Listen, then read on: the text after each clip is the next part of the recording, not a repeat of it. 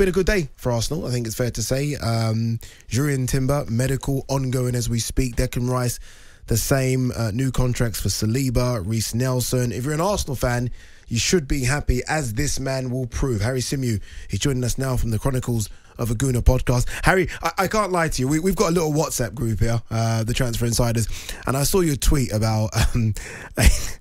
I feel bad, but I saw your tweet about Xhaka. I said, we need to get Harry on right now. I'm not crying, you are, in relation to a video of Granit Xhaka clapping the Arsenal fans as he walked around the Emirates. Obviously, a completely different take to Rory's, which is more a case of Arsenal fans should not be clapping him out the door and, rolling the red carpet out. It should be a case of, okay, he's gone, he's gone. Well, I disagree with Rory here. I'm sorry, Rory, I love you, but I've got to disagree with you on this one, because I think Granit Xhaka's story is an amazing story in that he came to the club with big expectations. It didn't really work out at the beginning. He was playing in a team that I think was really imbalanced, and I think that contributed to him struggling as the lone six at times. And you got to remember as well, when Wenger was in charge and when Emery was in charge, the fullbacks at Arsenal were a lot more adventurous, which left that sixth position, I think, a lot more exposed. Over time, Mikel Arteta came in, managed to stop Granit Xhaka basically leaving the club when his bags were packed. He's admitted that himself. And the way he turned him around in terms of putting him back on the right path, adjusting his position, putting him in an area of the pitch where his skills could come through and his shortcomings were masked by the people around him to a degree, I think is great management. And I think you have to give credit to Granit Xhaka, the character, for being able to put all of that to one side and bounce back and perform the way he did last season.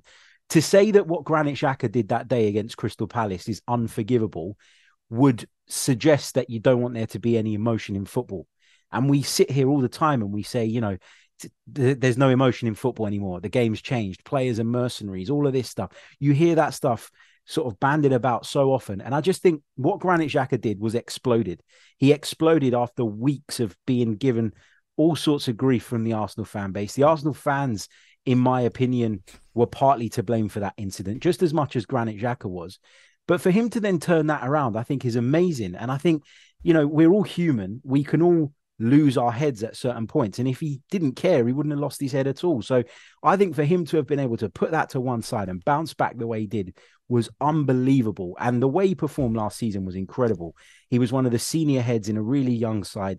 Arsenal got closer to a Premier League title than they have done in years. And he played a massive, massive part in that. I don't think there's anything wrong with being appreciative of the effort that he put in, because that was never in question. The effort was always there. The passion was always there. The fight was always there, even when he felt like the whole club was against him. I think he deserves so much praise, and I don't think he deserves to be ridiculed. Or I don't think we need to hold on to that one incident where he snapped. We've all done it. It's happened to all of us. Harry, it feels like a very generous appraisal to me, to be honest. Look, a lot of what you said I agree with. I do think that he's shown character to come back. I do think that Mikel Arteta managed to marshal him very well and to coax the best out of him. And I do think that he had an impressive season. Being sort of remodelled and redefined as this box-to-box left channel midfielder, I think he had a very good season. And I could also see a world in which keeping Granit Xhaka would be for the better for Arsenal. Keeping hold of him rather than allowing him to go back to the Bundesliga could be something that you should be trying to do. And I would agree with keeping him at the club. There's a but coming. The but is, firstly, he's been at the club, 7 years? He's pretty much had one good year. And the second thing, and this is what I do take umbrage with, is the fact that you're being so generous and so kind and waxing lyrical about a player who showed your club nothing but contempt. He launched the captain's armband onto the floor and swore at the fans. That is totally unacceptable. It's all very well for you to call it passion. It's all very well for you to go, well, we always say that footballers are PR'd and they're robots, and that was just him being passionate. It wasn't being passionate. It was being totally and utterly disrespectful. That captain's armband at Arsenal is one of the most esteemed pieces of material in the game. It echoes with the sweat of Sol Campbell, Thierry Henry, Tony Adams, and he's just launched it on the floor at your home ground. And the fact that you can forgive that, it just doesn't resonate with me at all, Harry. Well, I think, first of all, in an ideal world, he doesn't do that. Of course, I'm not saying that what he did was ideal. All I'm saying is, given the circumstances around that, I can understand why it happened. And I can understand why he lost his head. Should he have been a little bit more careful in the way he reacted? Should he have been able to put a lid on it? Probably. I'm not disagreeing with that. But this is what I take issue with. People turning that incident into something that it wasn't. He didn't launch the armband up into the air. He took it off because he was coming off as a substitute. And rather than jogging over to whoever was going to take it on, he dropped it on the floor in the spot that he was in. Harry, come on. That's such a spin, Harry. It's not the same thing. Harry, he threw it on the floor. No. He didn't gently caress the armband off his arm and off his arm and place it on the floor. He threw it on the floor. It's not a spin. It's exactly what happened. Go back and watch it. He threw it on the floor, Harry. He dropped it on the floor in front of him and he walked off. And he didn't swear at the fans. He cupped his ear to the fans because he was being booed by the fans. And this is another thing. This narrative around that incident, you know, it's one of those things that the press absolutely love and lap up, and they're going to try and blow it up and make it as big an issue as they possibly can because it drives clicks and it sells papers and all of the rest of it. Okay, the truth is Granit Xhaka had been booed by his own fans. As have other leaders of other clubs. Other leaders of other clubs have had exactly the same situation. They would never do that. Not your captain. A player coming off, an inexperienced kid, fair. A captain? I can't remember a captain ever doing anything like that. But remember how this all came about. Remember how Granit Xhaka got the captaincy, by the way, right? So Unai Emery wasn't strong enough to say, this is my captain. This is who I'm going with. Unai Emery put it to a vote. He put it to a vote. All of the players obviously voted, or the majority voted for Granit Xhaka. He gets the captain's armband. Okay? The fan base was torn on Granit Xhaka even prior to that point. A good manager doesn't make Granit Xhaka the captain there and doesn't put him in that position. A good manager shields Granit Xhaka from that issue because the issues in that team at the time were much bigger than Granit Xhaka in isolation. You know the fans are on the fence about him. You know there's a sort of mixed opinion on his suitability to playing that role. You know that him being the captain is something that the majority of the fan base disagree with. Yet there you are, Unai Emery, giving him that responsibility and putting him in a position where he's facing all the heat. And the problem was at the time that, as I say, in the 2-3 games prior to that game, he was booed. I remember being at Sheffield United away, maybe a week before that, maybe a week and a half before that, and he got substituted off. And again, he was booed, but it was an away game, and there wasn't that same sort of focus on it. And obviously, it was a smaller crowd away from home. I remember coming away from the game thinking that was really out of order, but I haven't seen much of it or much made of it. So I think it was building up. And look, to be honest with you, it was wrong at the time. I disagreed with the way he acted at the time.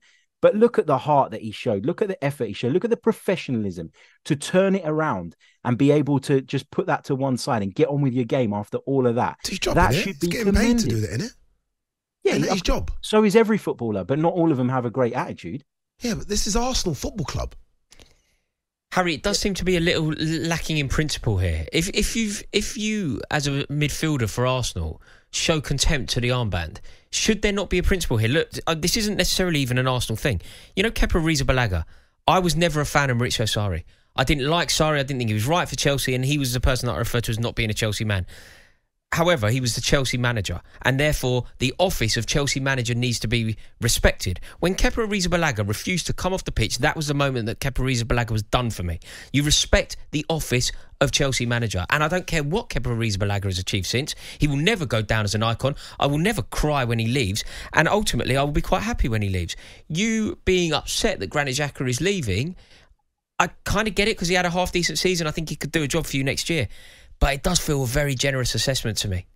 No, it's not that I'm sitting here literally crying my eyes out because Granit Xhaka's leaving. I just think it's a shame that he went through all those difficulties. Harry, it's what you tweeted, Harry. Yeah, I'm not crying, you are. Yeah, because that video, it got me a little bit because Granit Xhaka had been through the mill at Arsenal. Yeah. He'd come out the other side. It's like you get through the worst of it and then you go. I know. Like, I'm playing with you. I'm playing with you. It feels like the story of Granit Xhaka at Arsenal maybe had a little bit longer to run than it did. All right. And that's the disappointment. All right, let's quickly move on because we have wasted all this time on Granit Xhaka, who's actually left the club. Players incoming: Declan Rice, Urian Timber, medicals today. Good news. Some might say even bigger news. William Saliba signing a new contract. This has the potential to be the biggest bit of business that Arsenal have done this summer. Even as big as the Declan Rice summer signing, I beg your pardon. And I genuinely mean that because this is a guy who, for me, has a real chance of becoming the best in his position in world football. Now, I'm not saying that it's definitely going to happen. I always say that potential is nothing unless it's fulfilled, but he's got all the tools.